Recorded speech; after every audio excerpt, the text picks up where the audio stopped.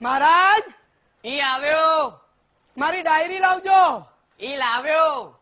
હજી કેમ નહીં આવ્યા? ઈ આવ્યો. ઈ તમારી ડાયરી.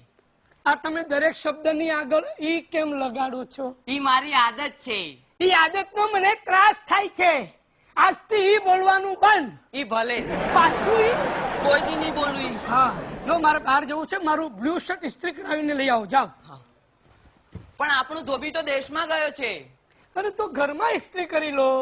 એ તો ચાલતી જ નથી. અરે તો બાજુવાળા ચંદ્રેશભાઈ ને ત્યાં જઈને લઈ આવો. જાઓ. ઈ જાઉં છું. પાછું ઈ કોઈ દી નહીં બોલવી. હા સાહેબે કીધું કે ચંદ્રેશભાઈ ને ત્યાં જઈને ઇસ્ત્રી લઈ આવો, પણ સાહેબે એ પણ કીધું કે ઈ નહીં બોલવાનું. એટલે હું ચંદ્રેશભાઈ ને ત્યાં જાઉં અને એમની લઈ આવું. અરે ચંદ્રેશભાઈ, હું તમારે ત્યાં જ આવતો હતો હમણાં. શું વાત છે મહારાજ? કશું કામ પડ્યું? હા, મને તમારી સ્ત્રી જોઈએ છે. શું કે છે? થોડીક વાર માટે આપો ને. અરે લાગે છે આની ચસકી જાય છે. હવે રોજ થોડા માંગીએ છીએ, એક દિવસ તો આપો. શું બોલે? શું શું બોલે? કહું? અરે થયું શું? એને મારે છે કેમ? અરે યાર, આને બોલવાનું કઈ ભાન નથી. તને ખબર છે શું માંગે છે? હા મેં જ મંગાવી છે. હે?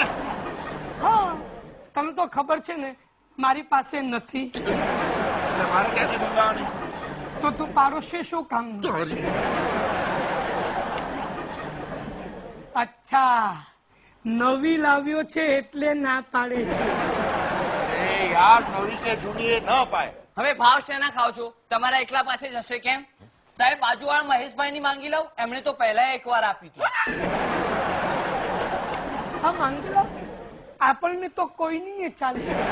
કામ પાર પડવું જોઈએ. શું કે છે?